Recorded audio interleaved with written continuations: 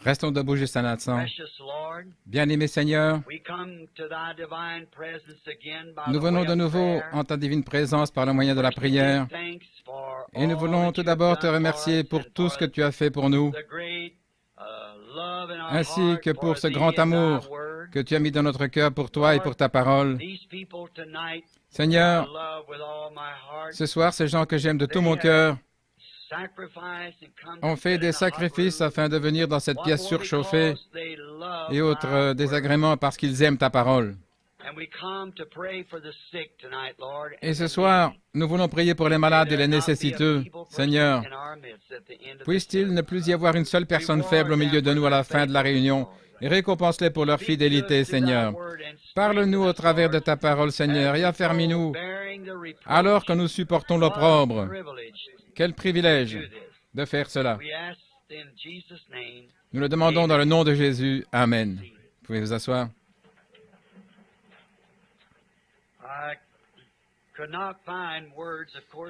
Je ne pourrais évidemment pas trouver de mots pour exprimer ma gratitude envers un groupe de gens tels que celui-ci qui vient de s'asseoir dans ce bâtiment.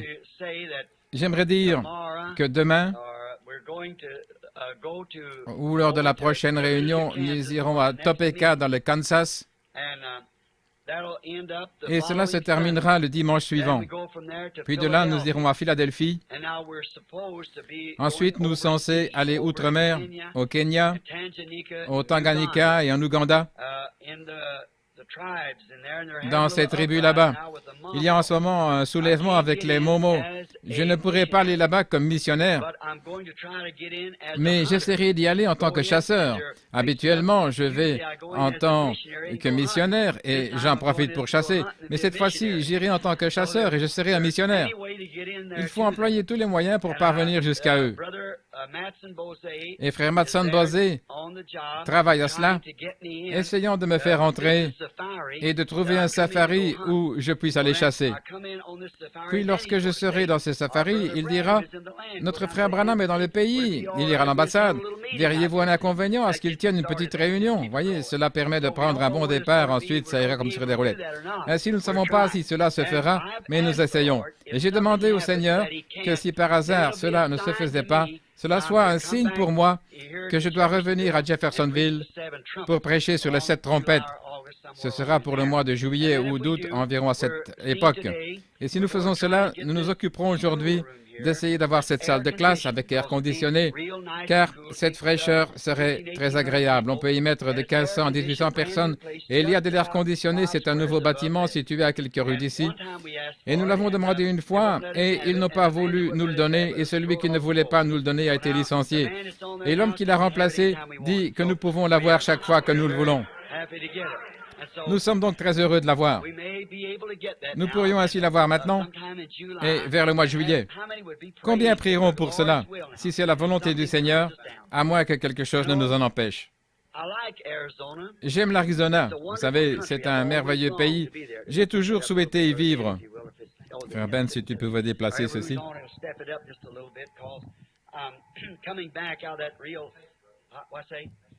Qu'est-ce que vous dites? Ah, oh, ce sont les bandes. Oh, je suis désolé. Très bien, frère Ben. Quand je reviens ici depuis l'Arizona, je suis un peu enroué à cause du changement de climat. Ici, nous avons environ 87 à 90% et parfois même 100% d'humidité. Tandis que là-bas, cela reste à 0% et cela atteint parfois une moyenne d'un 20e de % d'humidité. C'est tout simplement comme si vous viviez sous une tente à oxygène. Et ainsi, quand vous sortez de là pour venir ici, vous voyez la différence. Et cela vous détraque la voix et toutes ces choses. Mais là, ça, où c'était avant, frère Ben, si tu veux, j'ai fait une erreur, comme il l'avait mis. Maintenant, priez pour nous. Chacun de vous. J'apprécie ce que vous faites pour moi.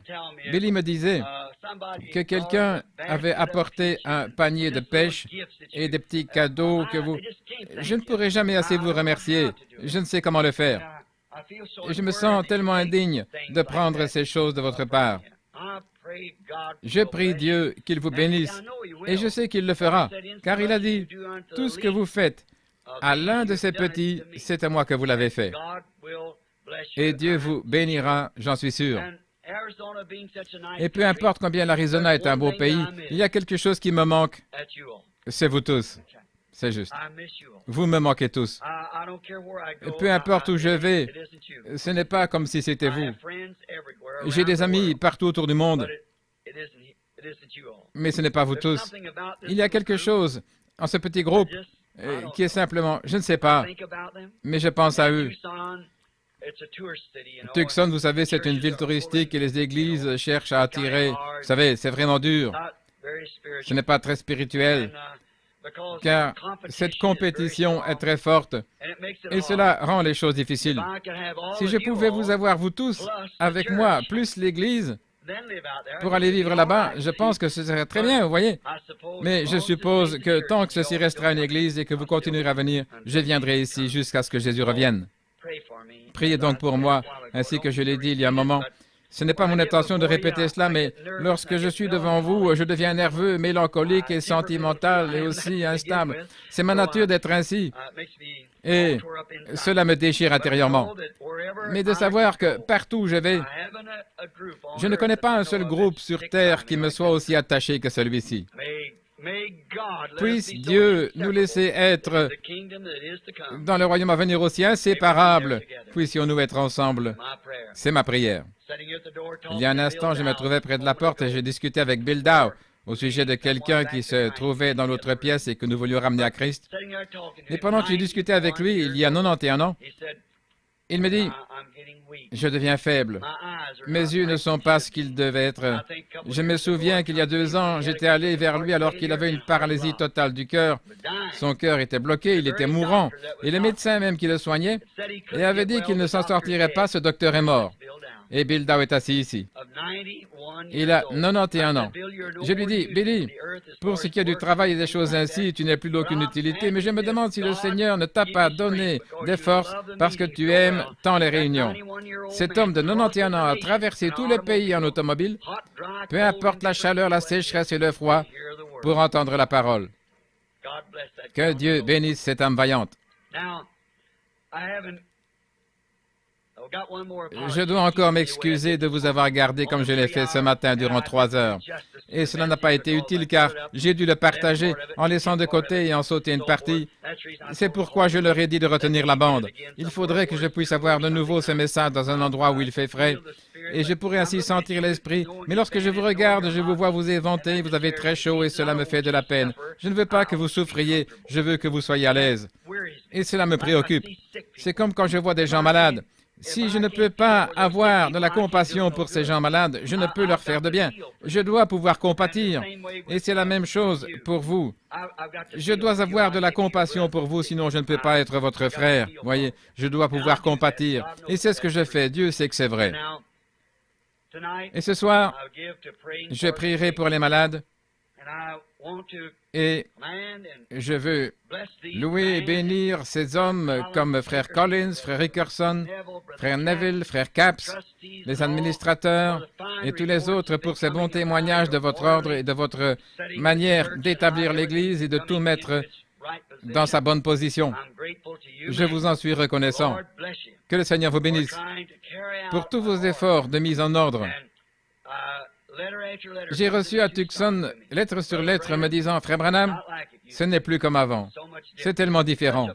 Il y a un sentiment tellement béni de la présence de Dieu. Et je suis reconnaissant pour cela. Que le Seigneur vous bénisse tous. Et ce soir, j'aimerais lire un petit passage de l'Écriture afin de pouvoir faire ressortir quelques paroles. Je prendrai peut-être 2 passages, puis je vous parlerai pendant un instant et nous prierons ensuite pour les malades.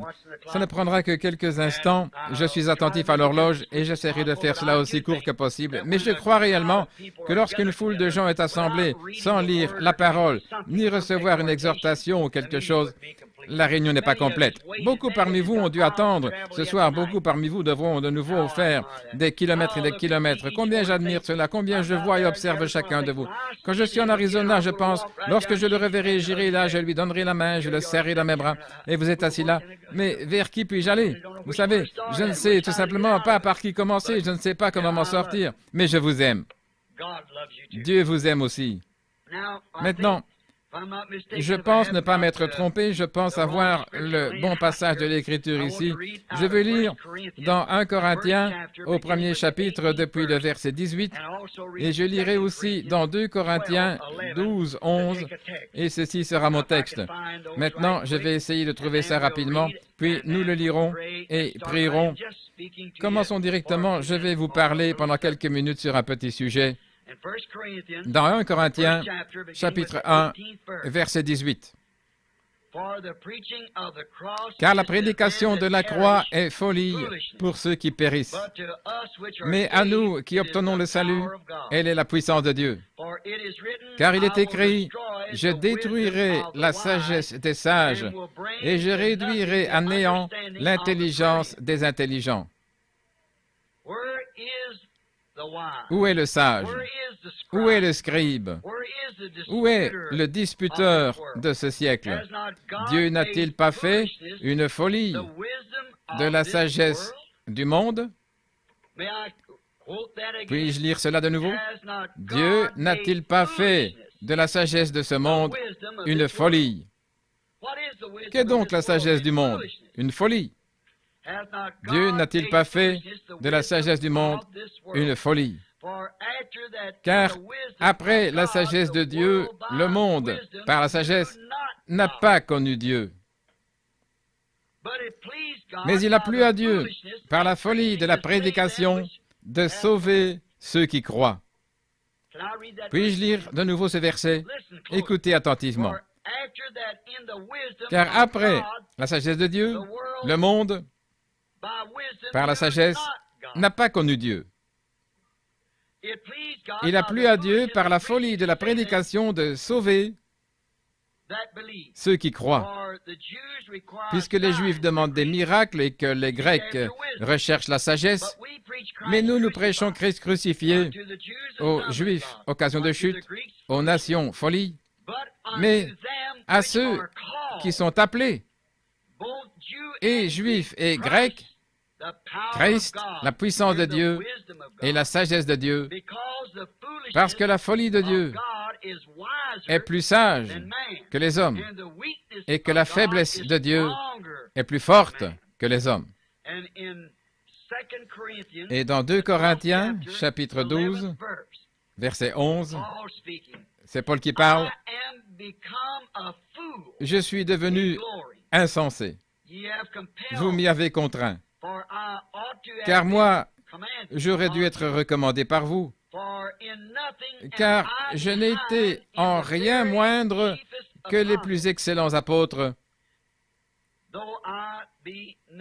quoique je ne sois rien. » Prions. Seigneur Jésus, puisses-tu ce soir ajouter ta bénédiction à ces quelques mots qui ont été prononcés par ce grand apôtre Paul, afin que nous puissions prospérer en entendant ces paroles ce soir et en les appliquant à nos vies, afin que nous puissions être l'œuvre de Dieu faite de la manière qu'il a choisie pour nous. Nous le te demandons au nom de Jésus. Amen. Ce soir, si le Seigneur le permet, je prêcherai pendant quelques minutes sur le sujet de une personne bizarre. Maintenant, ceci est un texte très brut et très dur, mais qui exposera plus ou moins ce que je veux exprimer. Vous savez, aujourd'hui, il se passe tellement de choses que les gens deviennent des gens bizarres, comme nous les appelons. Si quelqu'un a déjà entendu cette expression, il saura qu'elle désigne une personne étrange, qui semble bizarre aux autres. Et il ne fait aucun doute que pour les autres, nous sommes des gens bizarres. Un jour que je descendais dans la rue à Los Angeles, en Californie, je vis une personne très étrange qui se comportait de manière bizarre. Cet homme descendait la rue sans précipitation, mais comme s'il faisait une promenade de l'après-midi. J'allais de l'autre côté de la rue pour voir ce qu'il faisait. Tout le monde tournait là autour et se moquait de lui à cause de son étrange comportement. J'ai remarqué qu'il portait une pancarte. Et je voyais tous ces gens qui se moquaient de cet homme étrange et bizarre. C'est comme ça que je le remarquais, et tandis que les gens le regardaient et se moquaient de lui, il semblait avoir un autre genre de sourire, un sourire de contentement. Les sourires que lui adressaient les autres étaient plutôt destinés à le ridiculiser. Mais il semblait satisfait de ce qu'il faisait. Eh bien, cela donne matière à penser lorsqu'un homme est satisfait de ce qu'il fait et croit que ce qu'il fait est juste, bien qu'il semble être un original pour quelqu'un d'autre. Il croit que ce qu'il fait est juste et il en est satisfait et qu'il reste donc ainsi. Et tandis que je m'approchais de cet homme, j'ai remarqué qu'il y avait sur sa poitrine une plaque ou une pancarte sur laquelle était inscrit « Je suis un fou ». Et en bas, il y avait « À cause de Christ ». En grandes lettres, « Je suis fou ». Et en bas, « À cause de Christ ». Et tout le monde se moquait de cela. Et alors que le petit homme se frayait un chemin à travers la foule, railleuse et poursuivait sa route, je me retournai pour voir ce qu'il y avait dans son dos. Et il s'y trouvait un grand point d'interrogation, et en dessous, il y avait cette inscription. « Et vous, de qui êtes-vous le fou? » Eh bien, je pensais, il y a quelque chose là. Mais il semblait satisfait de pouvoir être un fou à cause de Christ. Et c'est là ce que Paul disait être devenu, un fou à cause de Christ.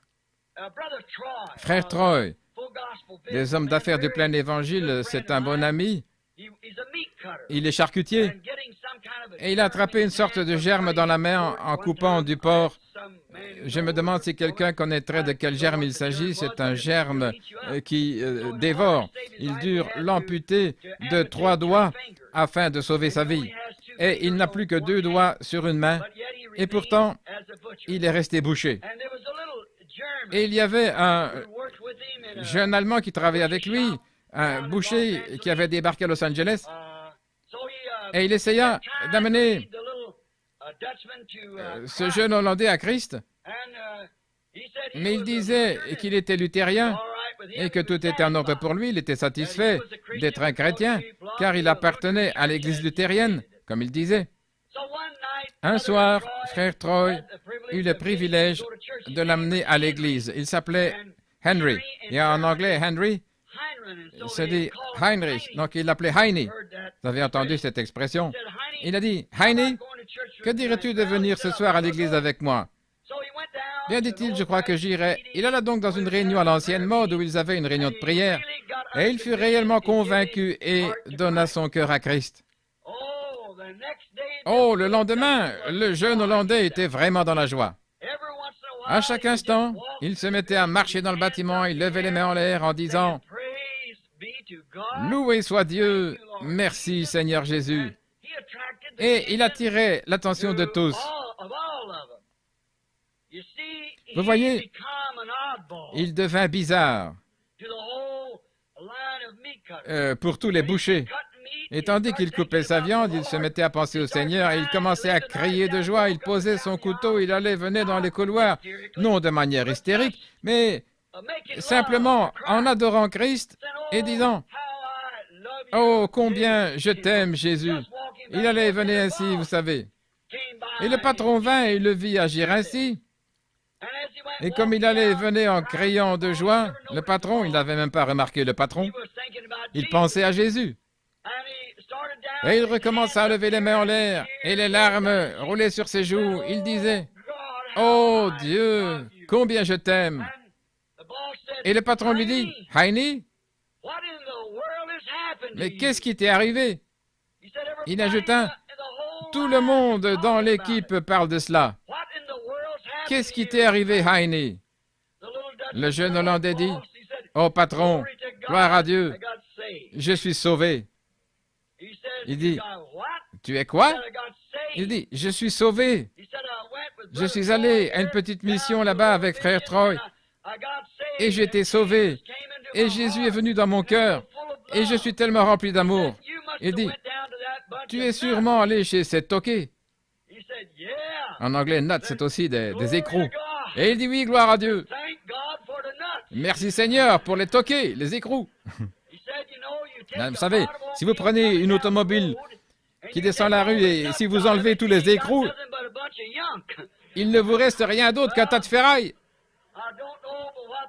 Eh bien, tout ce que je sais, c'est que le jeune Hollandais avait raison. Si vous enlevez tous les écrous tiennent le tout ensemble. Et je crois que c'est parfois ce qui tient l'Église ensemble, ainsi que la civilisation.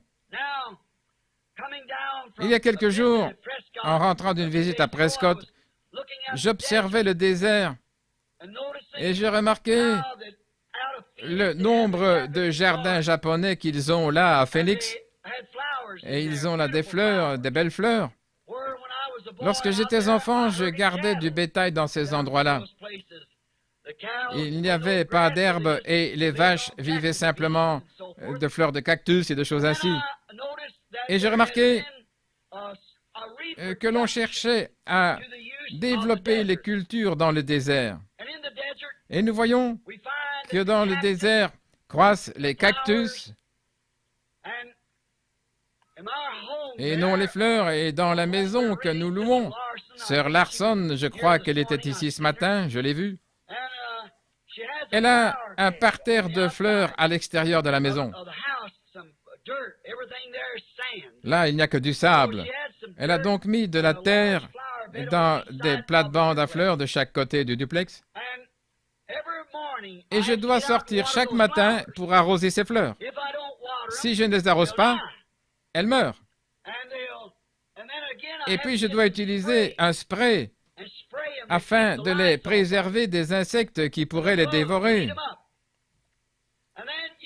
Et si vous allez juste un peu plus haut, à environ 10 mètres de là, des fleurs poussent. Elles poussent dans le désert et vous pourriez creuser 10 mètres de profondeur et ce ne serait rien d'autre que de la poussière. Il n'y a pas d'eau du tout, rien. Rien que de la poussière. Et qui les vaporise? Vous voyez?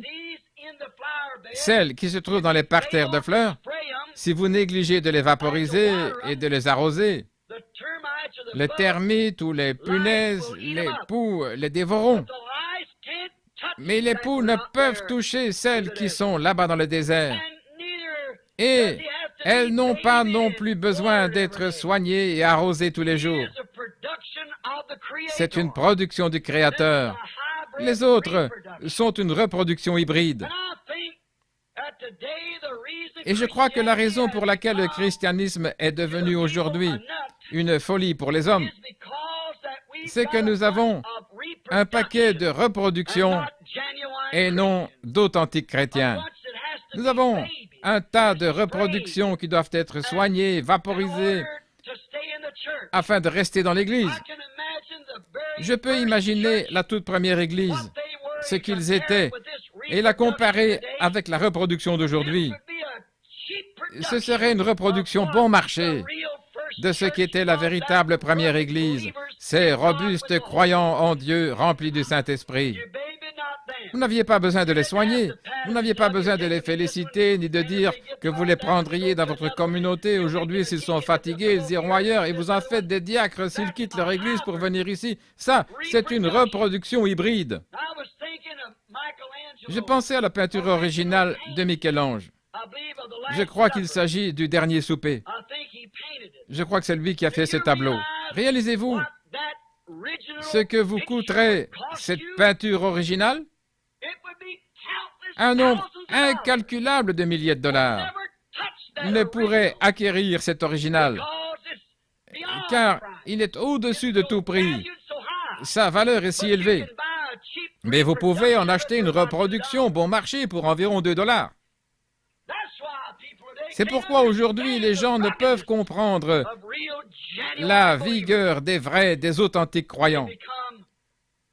Ceux-ci deviennent pour eux des toqués, des cinglés. Vous savez, le monde suit tellement ses ornières jusqu'à chaque instant. Vous avez besoin d'un toqué pour le redresser. Prenez quelqu'un d'un peu différent entre en scène et il devient un toqué pour cette génération. L'autre jour, je réfléchissais et me demandais qui aujourd'hui est capable, qui n'est pas un toqué. Vous êtes toujours un toqué pour quelqu'un. Je crois que le monde devient complètement fou.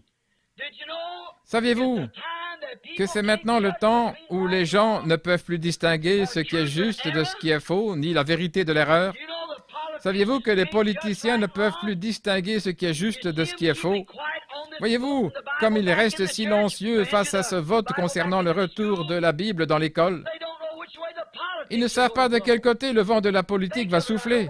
Pensez à cela. J'ignore comment cela se passe maintenant en Indiana, mais dans l'État de l'Arizona, il est contraire à la loi de lire la Bible à l'école. Je pense qu'il en est de même en Indiana, ainsi que dans la quasi-totalité des États-Unis, parce qu'une femme incroyante a changé tout le programme. Et souvenez-vous qu'il est contraire à la loi de lire la Bible dans les écoles publiques, mais l'impôt des croyants permet à l'enseignement des choses immorales dans les écoles. La politique. Nous avons besoin d'un autre Abraham Lincoln. Nous avons besoin d'un autre Patrick Henry. Nous avons besoin d'un Américain qui puisse tenir ferme sans considérer ce qu'est la politique et appeler juste ce qui est juste et faux ce qui est faux. Saviez-vous que les prédicateurs aujourd'hui ne peuvent pas discerner ce qui est juste de la parole de Dieu ou de la dénomination de l'Église? Ils ne savent pas quel chemin prendre. Ils ne peuvent pas discerner le juste et le faux. Je sais que c'est ce que dit la Bible, mais notre Église dit ceci. Vous voyez, les gens ne sont pas capables de discerner le juste du faux. Or, tout ce qui est contraire à la Bible est faux. La parole de Dieu est juste et toute parole d'homme est mensonge, car elle est contraire à cette parole. Et lorsque vous essayez de soutenir ce qui est juste en un temps comme celui-ci, vous devenez un cinglé, un écrou, un cinglé. Examinons quelques personnages. Je peux imaginer le prophète Noé, en ce grand jour dans lequel il vivait, ce grand âge scientifique où il construisait des pyramides et des sphinx, où il pouvait prouver qu'il n'y avait pas d'eau dans les cieux par la recherche scientifique. Et voici ce vieil homme là-bas qui disait « De la pluie va tomber des cieux ». Noé était un cinglé pour cette génération. Il devint un toqué. Pensons à Moïse. Lorsque Moïse descendit vers Pharaon, comme nous avons dit ce matin, et Moïse est allé vers Pharaon, et il a dit, « Le Seigneur m'a envoyé pour faire sortir ses esclaves avec un bâton à la main, contre la grande armée qui avait conquis le monde entier. » Pharaon, avec tout son génie scientifique, pensa que Moïse était un toqué. Pour eux, il était un cinglé, un détraqué. Je peux imaginer le prophète Élie en ce grand jour, en cet âge fabuleux, alors qu'Akab et Jézabel gouvernent le monde. Jézabel voulait porter toutes ces choses à la mode et elle faisait que toutes les femmes s'habillent comme elle, se farder selon sa mode. Et lorsqu'un vieil original, comme Élie, entre en scène et résista à la nation entière, il fut considéré par Akab comme un cinglé. C'est juste. Amos, le prophète,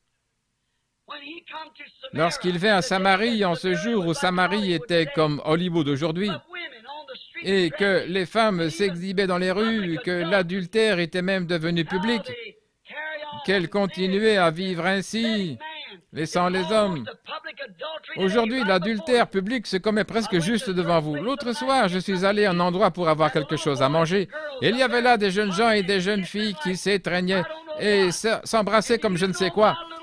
Et vous savez, jeune sœur, que c'est potentiellement un adultère. Lorsqu'un homme vous embrasse, c'est potentiellement un adultère qu'il commet avec vous. Vous ne devriez jamais le laisser vous embrasser à moins que vous ne soyez marié avec lui, car les glandes mâles et femelles se trouvent dans les lèvres. Comprenez-vous? Et lorsque les glandes mâles et femelles se rencontrent, peu importe à quel endroit, vous avez potentiellement commis un adultère. Vous ne devriez jamais laisser un garçon vous embrasser jusqu'à ce que le voile recouvrant votre visage soit levé et que vous soyez sa femme. Ne faites pas cela. C'est commettre un adultère. C'est mélanger les glandes mâles et les glandes femelles. Pourquoi un homme n'embrasse-t-il pas un homme? Pourquoi une femme n'embrasse-t-elle pas une femme sur les lèvres? Parce que cela mélange les glandes. Les enfants naissent du mélange des glandes. Ainsi, c'est pratiquement l'adultère public partout. Regardez sur les écrans et tout ce que vous voyez. Cette manière de se conduire, baver et autres. Pas étonnant que l'immoralité aille grandissant. Comment peuvent-ils faire cela? Se dégrader eux-mêmes en embrassant ces femmes sur la bouche, sachant que c'est un adultère. Dieu ne l'oubliera pas, à moins que vous ne vous en repentiez. Et maintenant, lorsque se leva ce grand prophète Amos, il est considéré comme un prophète mineur, car on a peu d'écrits de lui, mais il avait la parole du Seigneur, et il jeta les regards sur cette ville, et il vit ces parcs où les hommes passaient leurs bras autour des femmes, et les femmes passaient leurs bras autour des hommes, tout simplement un Hollywood moderne. Et il marchait dans cette ville, disant, « Repentez-vous, sinon vous périrez. » C'était un toqué. Il s'était presque présenté à eux comme un fou. Lorsque Jean-Baptiste entra en scène, il était considéré comme un fou par les dénominations religieuses de ce jour. Il avait eu l'occasion de devenir un sacrificateur, de suivre les traces de son père. Mais il refusa de le faire. Dieu l'avait gardé hors de ses credos et de ses dénominations, car son travail était trop important. Il devait annoncer la venue du Messie.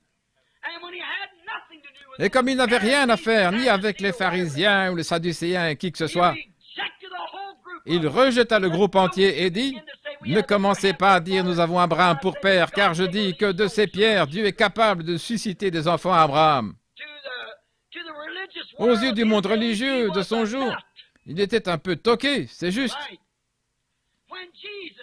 Lorsque Jésus entra en scène, il fut aussi un toqué pour le peuple religieux de son jour. Car ils dirent, « Tu es un Samaritain, tu as perdu l'esprit, tu es fou. » Autrement dit, c'était un homme insensé. Voilà ce que notre Seigneur et Sauveur était pour ce peuple. Il n'est pas étonnant que Paul, qui avait été instruit par Gamaliel dans le but d'être prêtre, sacrificateur, qui avait eu un jour l'occasion de devenir un grand prêtre, sur le chemin de Damas, il a été renversé par une lumière surnaturelle. Il leva les yeux et comme il était juif, il savait que cette colonne de feu était ce qui conduisait son peuple. Et il dit, « Seigneur, qui es-tu » Il a dit, « Je suis Jésus. » Et lorsqu'il renonça à son éducation, il abandonna toute la théologie qui lui avait été inculquée dans les écoles. Il devint un simple prédicateur des rues. C'était un toqué. Il a dit, « Je suis devenu un fou. » Et les gens pensaient qu'il était fou, hors de lui. Il a dit à Festus, « Je ne suis pas fou. » Simplement, il connaissait le Seigneur. Mais connaître le Seigneur dans un groupe religieux, j'espère que vous ne manquerez pas ceci. Connaître Jésus aujourd'hui, au milieu d'un groupe religieux, fait de vous un toqué. Ça n'a pas changé. Je pourrais m'étendre longuement là-dessus, mais je vais me dépêcher pour la ligne de prière. Martin Luther, ce petit prêtre allemand, prit un jour le pain de la communion le jeta sur les marches et il dit, « Ceci n'est pas le corps de Jésus-Christ. Et c'est tout simplement du pain qu'on a fait cuire là-bas. » Il déclara aussi que le juste vivrait par la foi. Il était un toqué aux yeux de l'Église catholique. Il aurait pu être assassiné pour cela. Mais c'était un toqué. Et ils le laissèrent simplement tout seul. Il était devenu un détraqué pour cette génération. John Wesley, pendant la grande période de l'immoralité anglaise, lorsque le réveil wesleyen entra en scène, le monde entier était corrompu. Il y avait de l'immoralité partout. L'Église anglicane avait tellement dégénéré qu'il n'y avait plus de réveil, selon la pensée calviniste. Et John Wesley entra en scène, apportant la parole de la sanctification et balayant l'immoralité. Il devint un toqué. Wesley nota une fois dans son livre qu'il marchait sur un sentier. Lorsqu'un homme de l'Église anglicane, ils pensaient tous qu'il était fou. Et Wesley, c'était un homme plutôt petit, et ce grand et gros personnage pensait qu'il pourrait simplement le renverser par terre. Il resta donc sur le sentier, et Wesley s'avança et il dit, « Excusez-moi, monsieur, pourriez-vous vous écarter du chemin? Je suis pressé. » Et l'Anglican lui dit, « Je ne m'écarte pas du chemin pour un fou. » Et Wesley toucha poliment son chapeau, le contourna et dit, « Moi, je le fais toujours. » Vous voyez donc, c'était aussi un toqué. L'un l'était pour Christ et l'autre pour l'Église. Vous êtes donc le toqué de quelqu'un. Oui. Lorsque les pentecôtistes entrèrent en scène, il y a 50 ans, les gens disaient, ces gens sont fous. Et c'est vrai qu'ils étaient fous. C'est juste. Car ils condamnèrent toute cette corruption qui se trouvait dans l'Église à cette époque où ils entrèrent en scène. Mais qu'ont fait les pentecôtistes? Ils retournèrent directement dans les vomissements dont ils étaient sortis. Ils retournèrent tout droit à la corruption dénominationnelle. Et vous savez quoi? C'est maintenant le temps pour un autre toqué. Oui.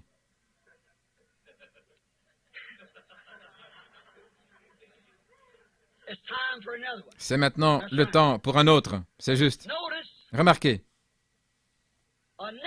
Un toqué, un écrou. C'est le même mot en anglais.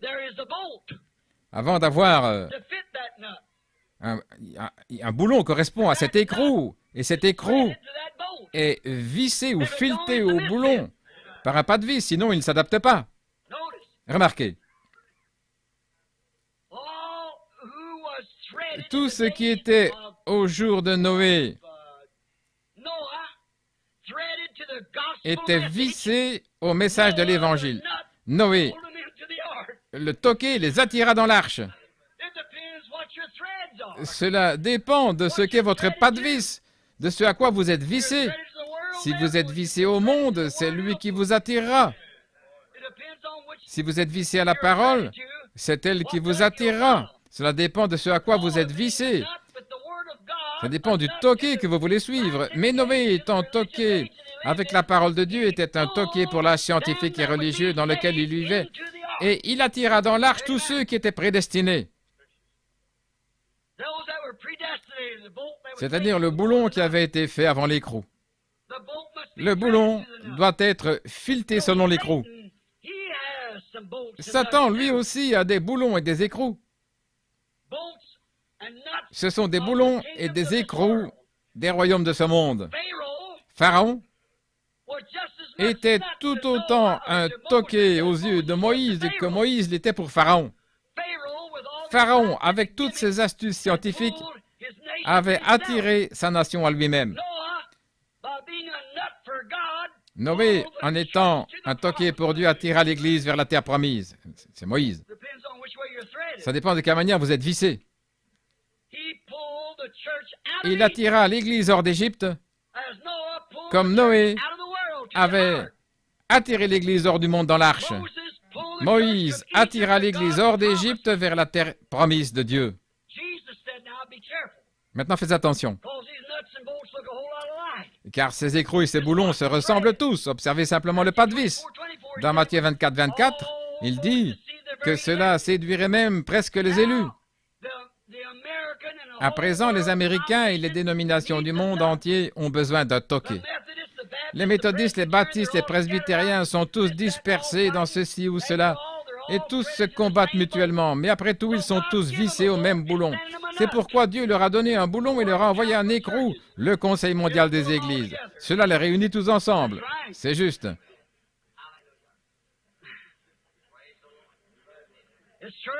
Il en sera certainement ainsi. Le Conseil des Églises les liera tous ensemble. Vous savez, cela s'est passé il n'y a pas très longtemps. Rien n'arrive sans raison. Les femmes veulent ôter leurs vêtements. Elles veulent porter des shorts. Et elles veulent continuer d'appartenir à l'Église. Elles veulent porter tous ces kinis, peu importe comment vous appelez ça. Elles veulent faire tout cela. Et elles veulent continuer d'appartenir à l'Église. Elles veulent pousser des cris, brailler, danser et adorer. Voilà leur adoration. Maintenant, si j'avais le temps, je vous prouverais cela. Le fait de danser ainsi et de faire toutes ces choses est une adoration démoniaque du diable. Je pourrais vous prouver qu'il en est ainsi chez les païens. Ainsi, ces gens veulent continuer d'adorer, de conserver leur témoignage et pourtant rester dans l'Église. C'est pourquoi Dieu leur a donné 2 ou 3 toqués. L'un se nomme Elvis Presley, un autre Pat Boone et l'autre Ernie Ford, qui peuvent chanter des cantiques et faire toutes ces autres choses et prétendent être des chrétiens. C'est une folie. Cela n'est pas fileté à la parole. C'est vrai. Maintenant, j'avais dit que j'aurais terminé en une demi-heure et c'est déjà passé. Mais écoutez, le monde veut un toqué. Le diable veille à ce qu'il l'ait. Ils ont déjà le pas de vis. Mais tandis que le monde est vissé à un toqué, il y a un peuple appelé l'épouse. Elle aussi, elle est vissée.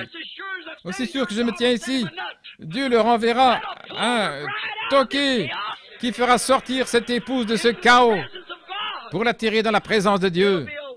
Ce sera un toqué, un écrou vissé à la parole. Il y a quelques jours, un critique là-bas à Tucson m'a dit, à Tucson, vous savez, certains font de vous un toqué et d'autres font de vous un dieu. Et je dis, eh bien, en somme, ça va très bien ainsi. Je savais qu'il essayait de me critiquer. Il dit, les gens pensent que vous êtes un dieu. Et j'ai dit, eh bien, je savais que les gens ne font pas cela, mais je savais qu'ils ne comprendraient pas cela car ils se trouvent de l'autre côté, vous voyez. J'étais donc sûr qu'ils ne comprendraient pas cela. Aussi, je lui dis, ce n'est pas très éloigné de la parole de Dieu, n'est-ce pas? Je lui fis simplement savoir que nous n'étions pas perdus, que nous savions où nous étions, que nous savions quelle sorte de voile nous avions et quelle sorte de vent soufflait sur ces voiles et nous savions quel était notre pas de vis et quel était notre écrou et où nous étions. Je dis, ceci n'est pas tellement contraire à la parole de Dieu, n'est-ce pas? Je dis, souvenez-vous que lorsque Dieu envoya Moïse vers les enfants d'Israël, il en fit un Dieu. C'est juste. Et il fit d'Aaron, son frère, un prophète. C'est juste. Jésus dit que tous les prophètes étaient des dieux. Ces hommes étaient des dieux, des hommes. C'est juste. Dieu l'entendait de cette manière. Écoutez. Cette parole que nous prêchons et cette parole que j'ai donnée ce matin, Dieu se cachant derrière une peau, derrière la peau d'un blaireau, Dieu se cachant derrière la peau d'un homme. Vous voyez? C'est ce qu'il fait. Lorsque Dieu se manifesta au monde, il se cachait derrière un voile, derrière la peau d'un homme appelé Jésus. Il était voilé, se cachait lui-même derrière la peau d'un homme appelé Moïse. Et ils étaient des dieux. Non pas des dieux, mais ils étaient Dieu, le Dieu unique, qui changeait simplement de masque, faisant chaque fois la même chose en apportant cette parole. Vous voyez, c'est ainsi que Dieu agit. Il sait que l'homme doit voir quelque chose. Nous sommes tous nés dans le monde. Comme je vous l'ai dit ce matin, personne n'aurait osé suivre Moïse là-haut. Dieu n'a jamais traité avec deux personnes. Il traite toujours avec une seule personne. Toujours. Nul n'aurait osé imiter Moïse. Cela aurait signifié la mort naturelle. Essayer de l'imiter et d'aller avec lui dans cette colonne de feu.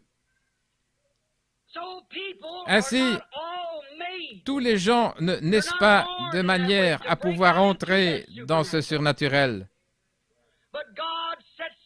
Mais Dieu en place sur la terre comme ambassadeur afin de le représenter. Et Dieu ordonne à cet ambassadeur d'aller dans ce grand surnaturel inconnu et de discerner et extraire tout ce que l'esprit naturel ne peut percevoir. Il ramène les mystères de Dieu, annonce les choses qui sont et qui ont été et qui seront. Qu'est-ce? Dieu. Dieu derrière une peau humaine. C'est entièrement juste. Sam Connolly vit à Tucson. Il est venu une fois ici il y a de nombreuses années avec M. Kidd. Il avait eu un ulcère durant de nombreuses années. Il en avait été guéri. Lorsque je suis allé là-bas dernièrement, Sam souffrait d'un calcul. Le spécialiste de Tucson l'avait examiné. Il était aussi gros qu'une bille. Frère Sam Connolly, beaucoup le connaissent. Il vient de l'Ohio.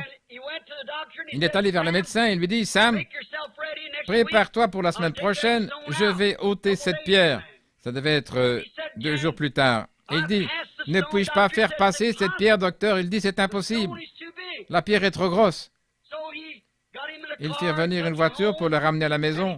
Puis il m'appela et il dit, « Je veux que vous veniez prier pour moi, frère Branham. » Pourquoi m'appela-t-il pour cela? Et j'ai commencé à prier pour lui. Et je dis, « Sam, c'est ainsi dit le Seigneur. La pierre passera d'elle-même. » Et le lendemain matin, il montra la pierre au médecin. Et ce dernier dit, « Monsieur Connolly, je ne comprends pas comment c'est arrivé. » Et il dit, « Je suis un croyant en Dieu. Et Dieu a fait passer la pierre. Il me l'a ôtée. » Le médecin avait de la peine à le croire, tout comme il avait eu de la peine à croire que cette grosse tumeur avait disparu du côté de ma femme. Vous êtes au courant de ça. Environ 6 mois plus tard, c'était il y a environ 2 ou 3 semaines, Sam Connolly fut victime d'une sérieuse crise cardiaque. Je ne connais pas le nom, une crise coronarienne ou une obstruction cardiaque, je ne sais pas quoi. C'est très dangereux et ils prétendent que vous ne pouvez pas vous en sortir. Et son cœur s'arrêta. Ses membres enflèrent tellement que ses chevilles étaient plus grosses que sa jambe là, à hauteur de la hanche. Ils l'emmenèrent donc chez le médecin et le médecin lui dit, « Emmenez-le tranquillement à la maison ou à l'hôpital. » Sam dit, « Je ne vais pas aller à l'hôpital. » Il dit, « Emmenez-le à la maison et mettez-le au lit et qu'il ne bouge pas la tête, les mains ni les pieds pendant 6 mois. » Il dit, « Vous pourriez mourir d'une minute à l'autre. » Et un frère Norman appela et ce soir-là, nous sommes allés voir frère Sam. Et lorsque nous avons prié pour lui, le Seigneur parla. Et le lendemain matin, Sam alla au bureau du médecin. Il retroussa ses pantalons, se tint devant le médecin et lui dit, « Regardez-moi, docteur. » Et le médecin lui fit subir un électrocardiogramme et dit, « Je ne comprends pas. » Il dit, « Le cœur s'est remis à travailler. À quelle église appartenez-vous? » Et il dit, « Je n'appartiens à aucune d'elles. » Il dit, « Vous ne pouvez être un chrétien sans appartenir à une de leurs dénominations. Vous devez être un de leurs membres. » Vous voyez, c'est tout ce que ce médecin connaissait. Sam était un toqué pour lui, et lui-même était un toqué pour Sam en lui posant une telle question. Puis qu'arriva-t-il?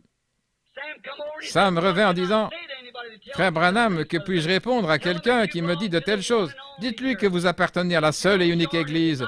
Vous ne vous y joignez pas, ce n'est pas une dénomination, vous êtes né là-dedans. » Il y a environ 6 mois, une petite dame, j'ai oublié son nom, était penchée sur la poitrine de Sœur Norman. C'était une jolie petite dame d'environ 30 ans.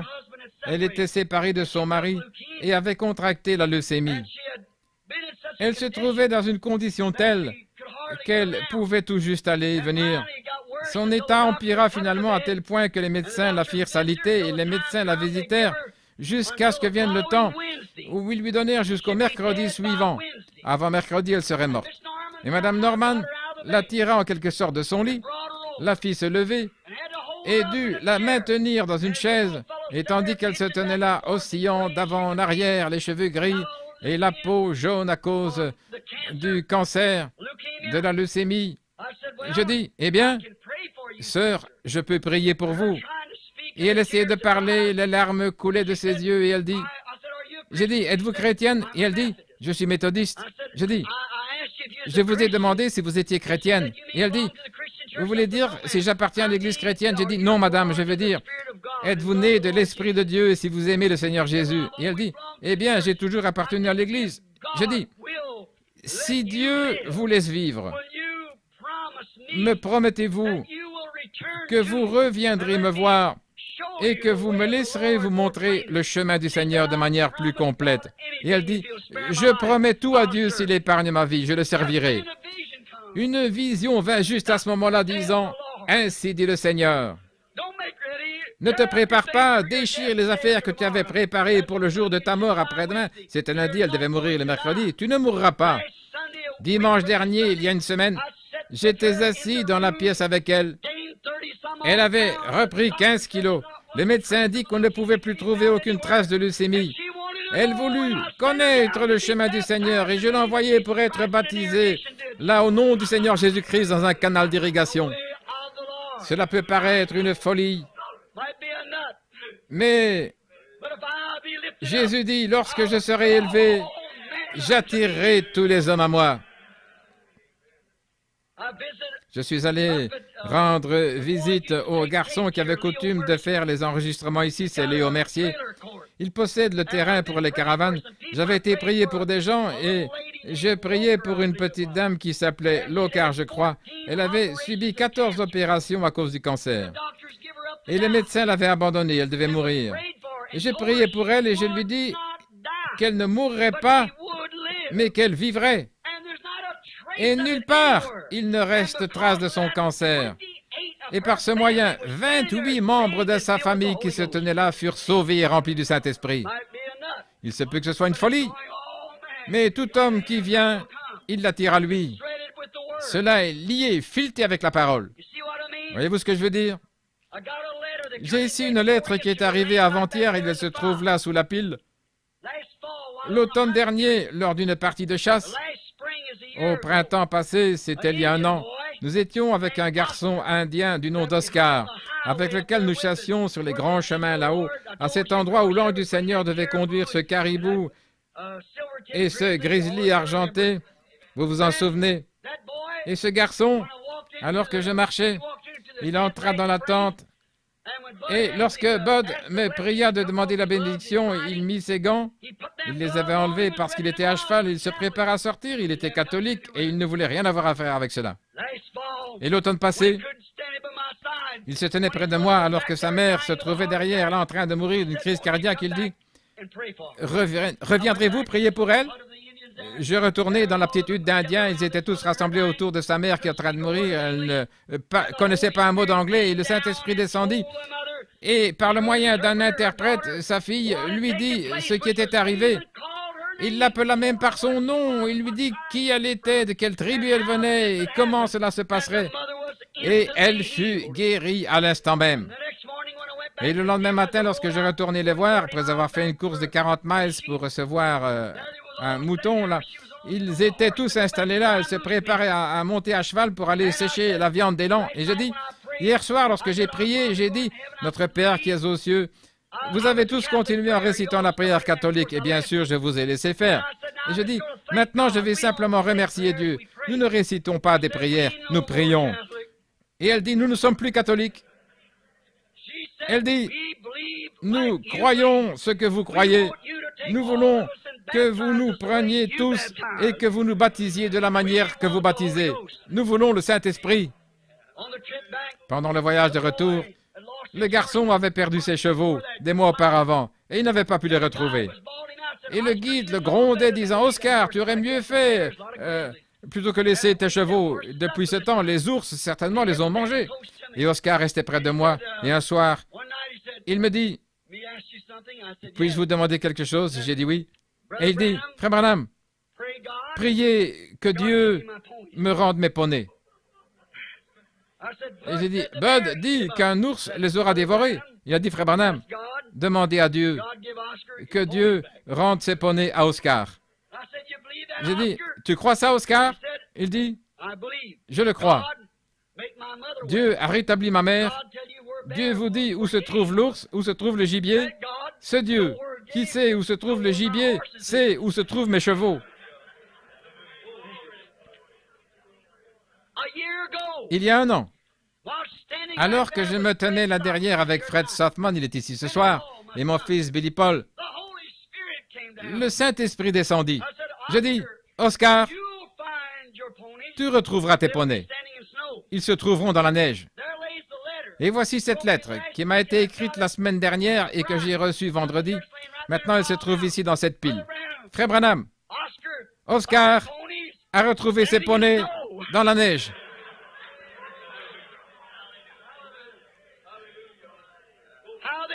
Comment ils ont survécu, nul ne le sait. À cette époque de l'année, au mois de juin, il y a tellement de neige, ils étaient entourés de 20 ou 30 pieds de neige. Comment ont-ils pu survivre pendant l'hiver dans ce canyon? Oscar peut y parvenir avec des chaussures à neige, mais il ne peut naturellement pas mettre des chaussures à neige à son poney. Mais il les a retrouvées selon la parole du Seigneur. Cela peut sembler être une folie. Mais croyez simplement une fois. Cela dépend de votre pas de vis. Maintenant, cela ne pourra pas être relié à une dénomination. Cela ne peut être relié, fileté qu'à la parole. Certains dans le monde croient cette parole. Il faudra un toquet pour enlever cette épouse de là. Car l'épouse et l'époux sont un. Et Dieu est un. Et la parole est Dieu. Il faut qu'on soit fileté à la parole. Et elle tirera l'épouse hors de ces dénominations. Oui, cet homme voulait me critiquer. Vous savez, cela me rappelle ce que nous avons dit ce matin. Dieu se cache derrière une peau, derrière la peau d'un homme. Une petite histoire, puis je terminerai. Je suis désolé de vous avoir gardé depuis déjà 45 minutes. Cela se passait dans un foyer chrétien. Et je racontais ceci à ce critiqueur. Dans ce foyer, ils croyaient en Dieu, ils avaient un petit garçon, et il était très effrayé par l'orage. Il y avait des éclairs, et oh, il était terriblement épouvanté. Chaque fois qu'il y avait un éclair, il courait sous la table. Et un soir, un gros orage vint sur la ferme, là où il vivait. Et les arbres se pliaient, les éclairs illuminaient le ciel, il se faisait tard. La mère dit à Junior, « Junior, monte et va au lit. » Et elle dit, « N'aie pas peur, monte. » Junior, qui était en pyjama, monta les escaliers, il regardait en arrière, il était sur le point de pleurer. Il s'allongea, il se couvrit la tête, il essayait à dormir, mais il ne pouvait pas y arriver à cause des éclairs qui illuminaient la fenêtre. Donc il appela. « Oh, maman, monte ici et dors avec moi. » Et elle dit, « Junior, rien va te déranger. Ces éclairs ne peuvent te faire aucun mal. » Il dit, « Mais maman, viens dormir avec moi. » La maman monta donc les escaliers et s'allongea sur le lit avec son fils. Et elle dit, « Junior, mon petit garçon, maman veut te dire quelque chose. » Elle dit, « Junior, nous sommes une famille chrétienne. Nous croyons en Dieu. Et nous croyons que Dieu nous protège pendant les orages. Nous croyons cela. Et nous croyons que Dieu prend soin des siens. Je veux que tu crois cela, Junior. N'aie pas peur. Dieu est avec nous et il nous protégera. Junior résista encore un peu, puis il dit, « Maman, je crois aussi cela. Mais lorsque ces éclairs sont tellement près de la fenêtre, j'aimerais sentir Dieu avec une peau près de moi. » Je crois que bon nombre d'adultes parmi nous pensent la même chose et aimeraient voir Dieu avec de la peau, qu'il se couvre d'une peau. Cela peut sembler une folie pour le monde, mais il attire tous les hommes à lui. Prions. Père céleste, ces petites histoires, ces expériences arrivent quelquefois pour une raison. Et aussi rude que cela soit, nous le comprenons pourtant dans le langage dans lequel c'est arrivé. Nous te remercions donc, Seigneur, de ce que Dieu peut habiter lui-même en nous. Nous te remercions pour la propitiation qui a été faite, le sang de celui qui est juste, Jésus, qui était la plénitude de Dieu, qui était corporellement la plénitude de la divinité. Il a laissé sa précieuse vie. Elle ne lui fut pas arrachée, mais il l'a volontairement laissée, afin que nous puissions nous réjouir de lui, dans la plénitude de sa présence, dans la gloire de la Shekinah où il a vécu. Que nos âmes puissent être sanctifiées par ce sang, afin que le glorieux Saint-Esprit lui-même puisse vivre en nous. Nous devenons alors des docteurs et des prophètes, etc. pour ceux qui sont dans le besoin, Seigneur, des dons de Dieu. C'est Dieu qui se manifeste lui-même et fait rayonner ces glorieux dons en présence de cet âge moderne. Et cette expression un peu rude, Seigneur, d'être un toqué ou un cinglé. Et nous savons qu'en ce jour où le monde et l'Église suivent chacun son ornière, se joignant simplement à de nouvelles églises et nouvelles dénominations, un homme qui va de l'avant avec la parole est considéré comme un toqué, comme une personne dérangée. De même que le grand apôtre Paul qui avait été formé pour être un théologien, un prêtre, et qui dit pourtant être devenu un fou pour la gloire de Dieu. Il abandonna son instruction qui permettait aux gens d'écouter des paroles recherchées. Il dit être venu non avec une supériorité de langage, ni avec la sagesse humaine, afin que leur foi ne repose pas sur cette sagesse de l'homme. Il avait prophétisé que l'Église deviendrait ce qu'elle est aujourd'hui. Après mon départ, des loups entreront et n'épargneront pas le troupeau. Mais il leur dit être venu à eux avec la puissance et manifestation du Saint-Esprit, afin que leur foi soit en Dieu. Père, il devint un fou pour le monde, afin de connaître Jésus. Et c'est ce que nous faisons aujourd'hui, Seigneur. Il y a des gens qui sont considérés comme fous parce qu'ils sont prêts à mettre leur confiance en Dieu pour leur guérison, pour leur destination éternelle. Ils mettent en jeu leur réputation en l'adorant, en le remerciant et en donnant entière liberté à leur esprit pour adorer Dieu. Ils sont considérés comme fous. Mais tu as dit que la folie de Dieu, si nous sommes des fous, est plus forte, plus sage que la sagesse de l'homme. Car l'homme ne peut connaître Dieu par sa sagesse, mais par la folie de la prédication, il a plu à Dieu de sauver ceux qui pouvaient l'être. Nous te prions, ô Dieu, afin que le glorieux auteur de cette parole vienne ce soir guérir les malades et sauver les perdus.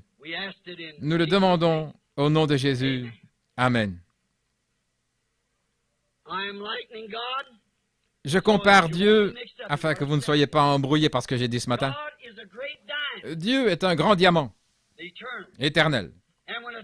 Et lorsqu'un diamant est extrait des pierres bleues d'Afrique, je suis allé dans les mines et j'ai observé ces gens tandis qu'ils procédaient à l'extraction de ces diamants, comment ces grands diamants d'un bleu flamboyant ou noir passaient au travers de la concasseuse et sortaient de là. Ils n'ont pas tellement de forme, ils n'ont pas une forme particulière, ce sont simplement de grosses pierres. Et à ce moment-là, il n'y a vraiment aucun feu en eux, ce sont simplement des diamants, des pierres. La plupart sont ronds et lisses. Mais ce diamant doit être taillé. Maintenant, il est contraire à la loi d'en posséder un qui ne soit pas taillé. Il doit être taillé et vous devez avoir un certificat d'origine, car il vaut des millions de dollars. Je compare Dieu à ce diamant. Un diamant est taillé de telle sorte qu'il reflète ce qu'il y a à l'intérieur, ce feu qui se trouve dans le diamant. Il devrait être taillé de façon telle que cela forme des facettes triangulaires. Tailler un diamant et la lumière projettera cette couleur. Vous voyez, cette couleur. Et remarquez maintenant que Dieu fut blessé pour nos transgressions, meurtri pour nos iniquités. Vous voyez, il fut taillé, meurtri, ce glorieux diamant, afin que de lui se reflètent les dons pour l'Église. Mais ce n'est pas la lumière, car la lumière doit retourner lorsque le soleil ne le fera plus là où il a été taillé. Mais chaque petit éclat provenant de cette taille n'est pas détruit. Il sera utilisé. Beaucoup servent à la fabrique d'aiguilles de tourne-disque, Vitrola. Et ces aiguilles qui ont été tirées du diamant transmettent la musique qui a été enregistrée sur un disque. J'espère que vous voyez ce que je veux dire. Cet éclat de Christ, ce don de Christ, placé sur la Bible, fait entendre les mystères cachés de Dieu aux croyants. Il connaît les secrets des cœurs. Il connaît chaque personne. Croyez-vous cela? Ce ne serait pas au diamant de dire, vous voyez ce que je suis, mais cela vient de son origine. D'où cela vient? Le diamant est un diamant, parce qu'il est sorti d'un diamant. Et c'est ainsi que sont les dons de l'Esprit dans une personne. Ils sont une partie de ce diamant. C'est envoyé, apporté et transformé en un don d'interprétation, de prédication, d'enseignement. Il y a 5 dons spirituels: apôtres, prophètes, docteurs, pasteurs, évangélistes. Et ils sont tous pour l'édification du corps de Christ. Et aussi sûr qu'il y a des docteurs et des pasteurs, il doit y avoir prophètes. Nous savons cela. Et nous croyons que Dieu doit être manifesté au dernier jour parmi son peuple à la semence élue selon la Bible sous la forme d'un prophète. C'est exactement en accord avec la parole. Non que l'homme soit Dieu, mais le don est Dieu. Vous voyez? Et c'est l'aiguille.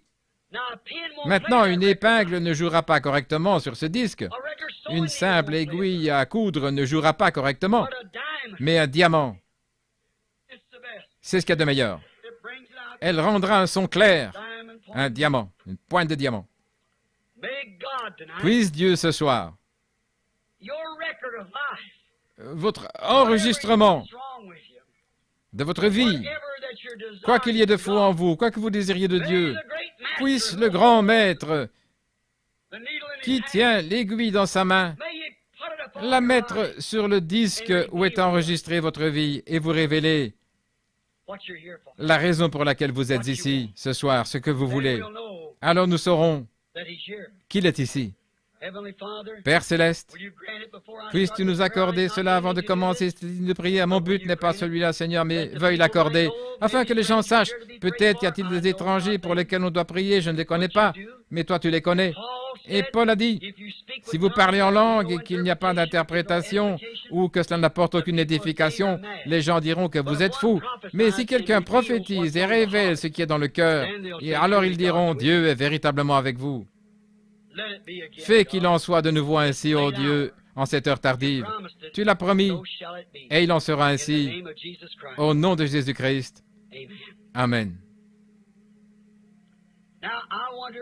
Maintenant, je me demande combien il y a ici ce soir de personnes malades. Billy vous a-t-il donné votre carte de prière? Les cartes de prière ont-elles été données? Oui, je suppose que chaque personne a une carte de prière. Mais j'ignore ce que vous avez écrit dessus. Je pense qu'il vous a simplement donné une carte et vous écrivez ce que vous voulez. Est-ce juste? Vous avez simplement la carte? Vous y mettez ce que vous voulez. Je ne vous connais pas. Combien ici savent que je ne vous connais pas et pourtant vous êtes malade? Et vous dites, j'ai entendu ce que vous avez dit aujourd'hui, Dieu derrière une peau, derrière la peau d'un homme. Dieu se voile en lui-même. Mais si vous aviez des yeux spirituels, vous les ouvririez, vous le verriez. Vous verriez qui il est. Et vous croiriez que Jésus a dit, celui qui croit en moi, les œuvres que je fais, il les fera aussi. Et il en fera de plus grandes, car je m'en vais au Père. Maintenant, si vous croyez de tout votre cœur, combien ici sont malades et savent que je ne les connais pas, que je ne sais pas ce qui ne va pas pour eux, levez simplement la main et dites, je suis malade, je suis dans le besoin. Combien ont un désir dans le cœur, sans être malade, mais ayant un désir? Très bien. J'en vois un peu qui n'ont pas levé la main. Je connais cet homme qui est assis ici, je suis sûr que c'est frère James, et je pense que voici sœur James. Frère Ben, je vois le frère qui prend les photos. Mais je donne ce défi en terminant ce message. Savez-vous que Dieu a promis que cela arriverait dans ces derniers jours? Il en a fait la promesse. Vous voyez? Ce n'est pas moi qui peux le faire arriver. Vous voyez, je ne peux pas faire cela. C'est lui qui doit le faire. Il est celui qui le fait, pas moi. Mais je crois en lui. Sinon, je ne me tiendrai pas ici pour vous dire quelque chose à laquelle je ne croirai pas. Maintenant, vous priez et vous dites, Seigneur Jésus, la Bible m'enseigne que tu es un souverain sacrificateur maintenant même qui peut être touché en sentant nos infirmités. Peu importe où vous êtes, dites simplement, je crois en toi et par la foi, je crois que cet homme a dit aujourd'hui. C'est la vérité. Voilà ce que m'a dit l'ange. Amène les gens à te croire. Et si je prononce la parole de Dieu, ce n'est pas moi que vous croyez, c'est la parole que vous croyez. Si ce n'est pas en accord, alors ne croyez pas. Mais si vous croyez que c'est la parole, alors quelle que soit la chose, priez. Croyez. Et voyez s'il peut encore révéler ce qui est dans votre cœur. Et chacun sait que la Bible dit que la parole de Dieu est plus tranchante qu'une épée à deux tranchants et discerne les pensées et les intentions du cœur. C'est ainsi qu'Abraham sut qu'il s'agissait de Dieu lorsqu'il put lui dire ce que disait Sarah, là, dans la tente. Ce qu'elle pensait, cela arriva lorsqu'il lui dit « Je te visiterai » et que Sarah pensa dans son cœur « Il ne peut pas en être ainsi. » Maintenant, j'ai dit qu'il est ici pour vous guérir. Qu'en pensez-vous? Croyez-le simplement. Je n'agis pas d'une manière particulière, notre Père Céleste le sait. Je dois simplement voir, et ce que je vois, je le dis. Ce que je ne peux pas voir, naturellement, je ne le dis pas. Mais il demeure toujours Dieu. Cela augmenterait-il votre foi s'il le faisait? Quand je prêche ainsi, cela me déconcerte un peu. Mais il est ici. J'en suis conscient.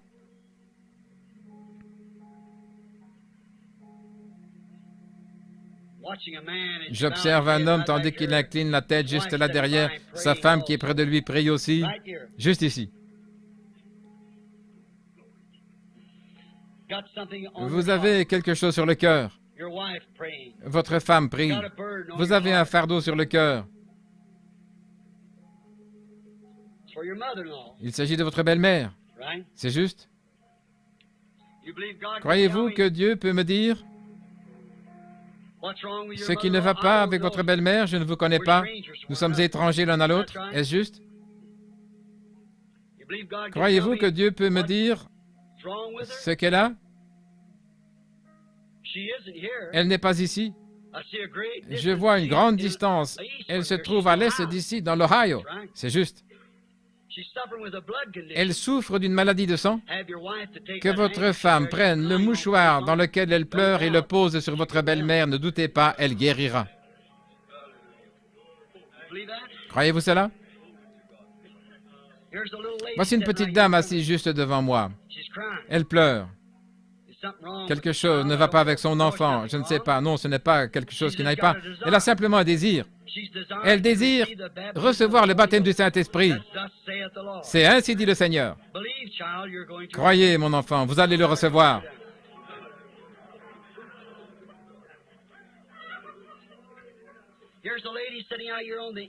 Voici une dame assise ici au bout de la rangée. Elle prie. Je lui suis étranger, mais elle a une ombre sur elle. Vous avez subi des opérations. Je suppose que nous sommes étrangers l'un à l'autre. Je ne vous connais pas. Vous ne me connaissez pas, sinon par oui-dire. Vous n'êtes pas d'ici. Vous êtes étrangers parmi nous. Vous venez du Wisconsin. La ville de Milwaukee. Et votre maladie est le cancer. Il se trouve sur la poitrine. Vous avez subi opération sur opération, mais sans succès. Que la foi qui toucha le bord de son vêtement vous fasse croire juste maintenant. Enfoncez cela dans votre cœur et cela arrivera. Ayez foi. Il y a un homme assis dans ce coin-ci.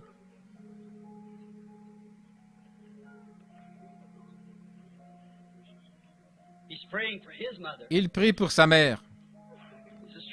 Il m'est étranger. Je ne le connais pas. Mais il prie pour sa mère, qui a la même chose qu'avait la dame, un cancer. Elle en est effrayée. Vous priez aussi pour un homme. Et cet homme a des problèmes de dos. Je vois qu'il est intoxiqué. C'est un alcoolique. C'est votre frère. Vous n'êtes pas d'ici. Vous venez de l'Illinois. Croyez-vous que Dieu peut me dire quel est votre nom? Farmer. Est juste, levez la main. Croyez.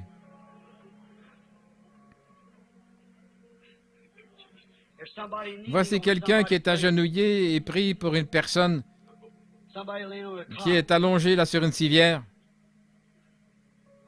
Très bien. Croyez-vous ce que vous avez entendu être la vérité? Vous le croyez. Si je pouvais vous guérir, je viendrais le faire. Mais vous avez déjà été guéri par Christ. Vous voyez, vous devez simplement le croire. Cette dame qui se tenait là-bas en train de prier, priez afin que vous soyez touchés. Je ne vous connais pas, mais Dieu vous connaît. Vous venez aussi de l'extérieur de la ville. C'est juste. Vous venez de l'Illinois. C'est exact. La ville s'appelle East Moline, dans l'Illinois. Vous souffrez d'un cancer.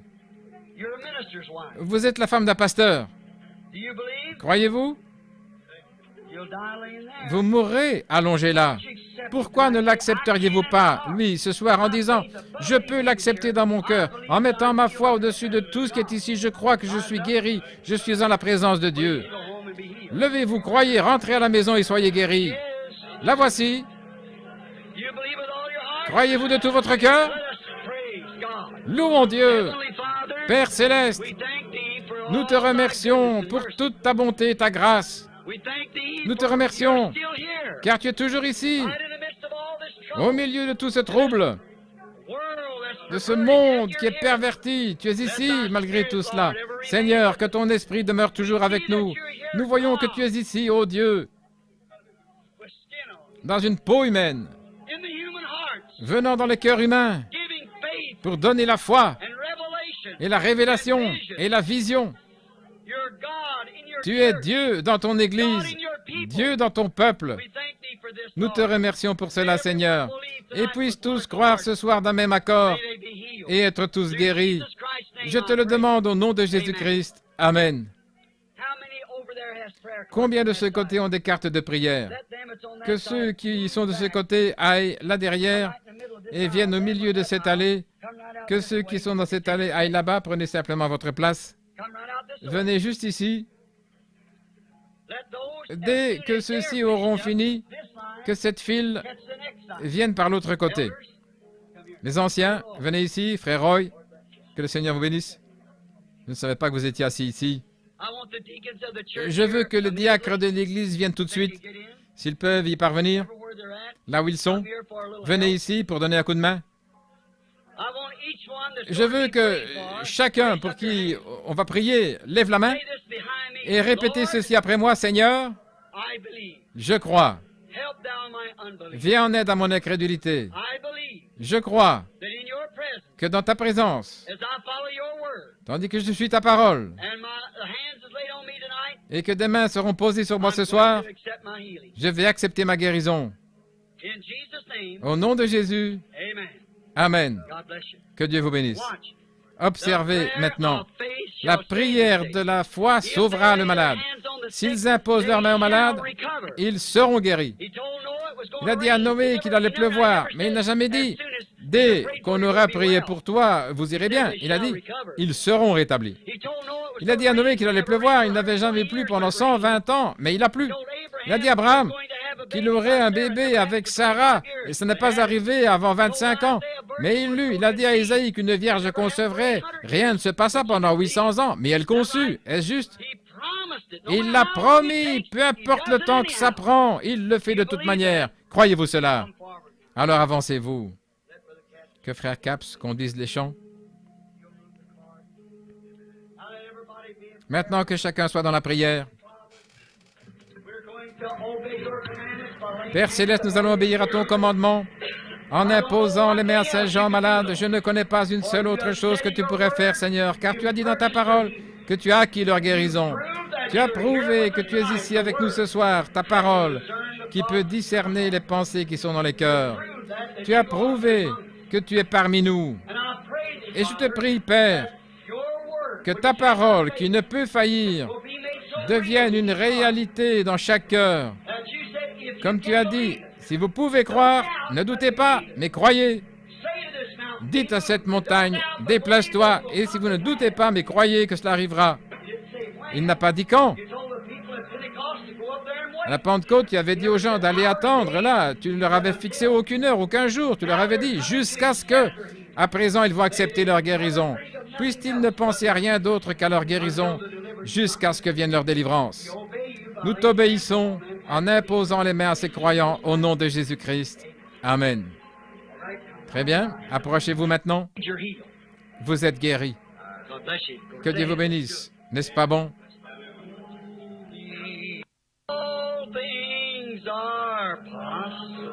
Tout est possible. Crois seulement. Crois seulement.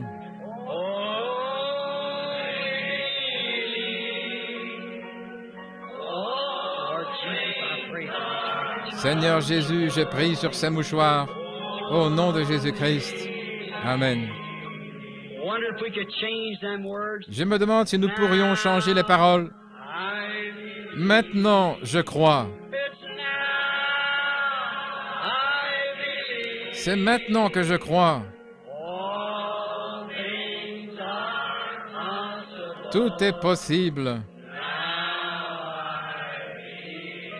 Maintenant, je crois.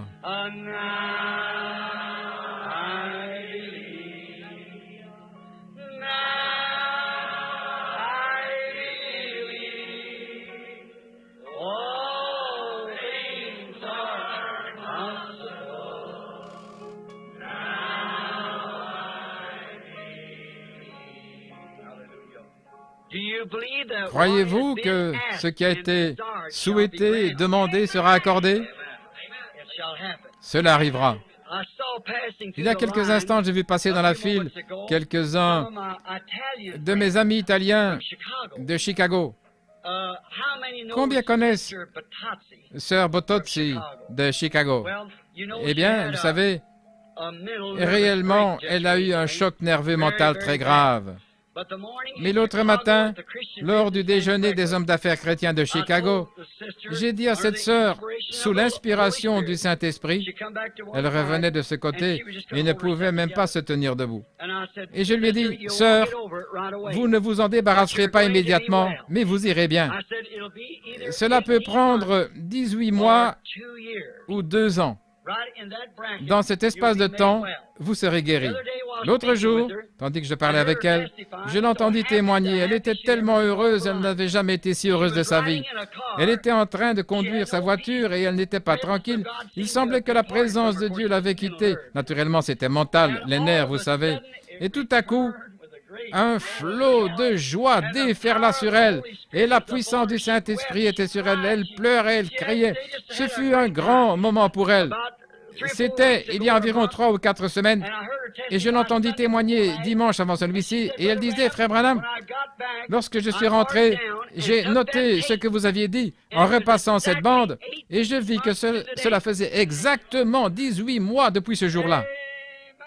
Amen. L'aimez-vous? N'est-il pas merveilleux? Maintenant, le même Saint-Esprit qui peut prédire exactement par sa parole, sans avoir failli une seule fois tout au long de ces années, a essayé ce soir de vous faire découvrir que Dieu n'est pas quelque objet éloigné ni quelque chose d'historique. Il est vivant au temps présent. C'est sa parole manifestée.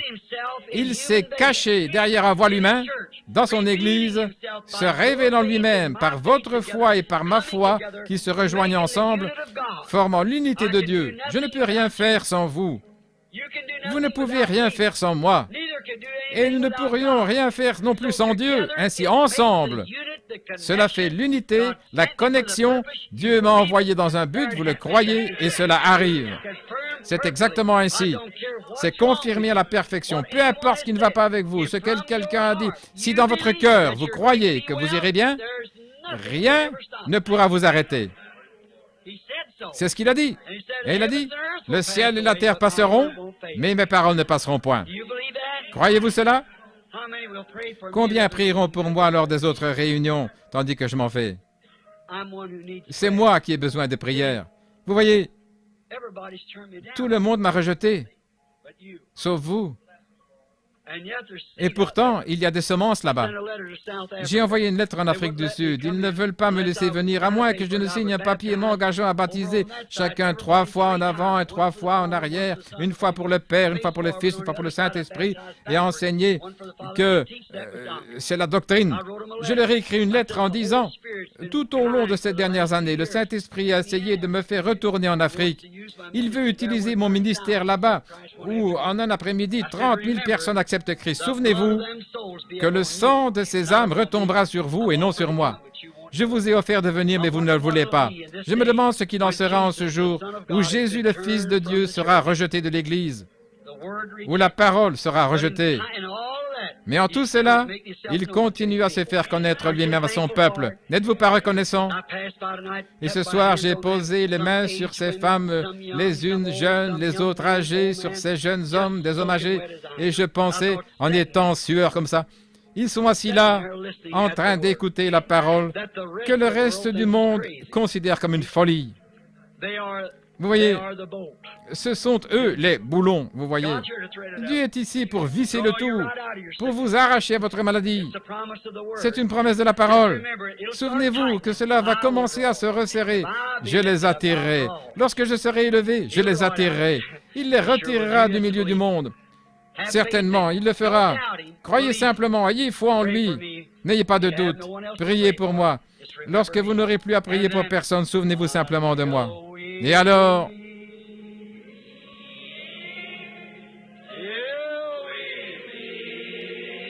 jusqu'à ce que nous nous revoyions.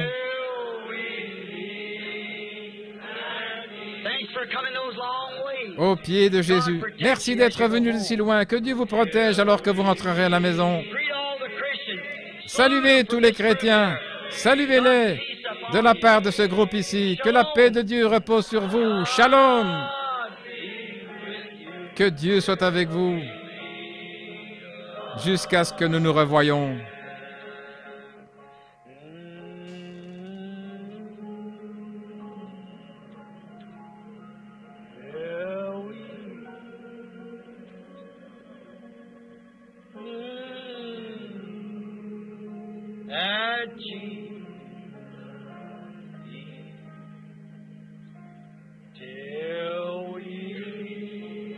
Jusqu'à ce que nous nous revoyions.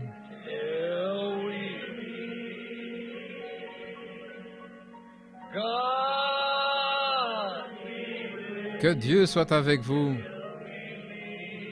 jusqu'à ce que nous nous revoyions. Je suis tellement content. Vous voyez, il y a beaucoup de choses que je ne connais pas, mais il en est d'autres que je connais.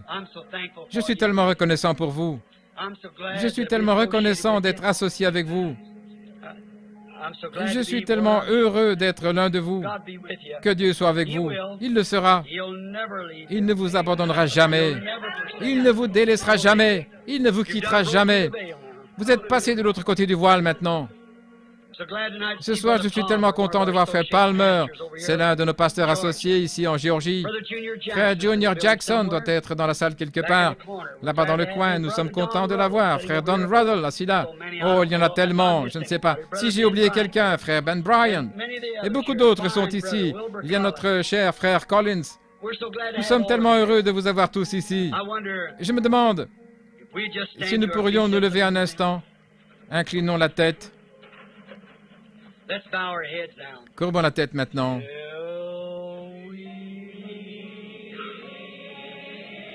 Jusqu'à ce que nous nous revoyions.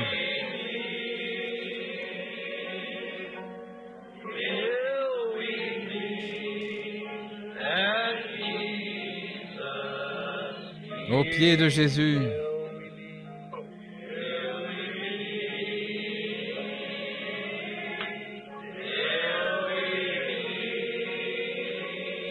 Jusqu'à ce que nous nous rencontrions de nouveau. Que Dieu soit avec vous. Jusqu'à ce que nous nous rencontrions encore. Sentez-vous cette proche communion que nous avons avec l'Esprit? Fredonnons-le.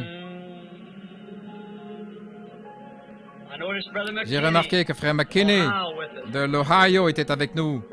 Il y a aussi Frère John Martin et son frère. Je suis tellement heureux de vous avoir tous, frères. Il se peut que je ne vous vois même pas, mais lui vous connaît. Que mon cœur et le vôtre soient un avec le cœur de Dieu jusqu'à ce que nous nous revoyions.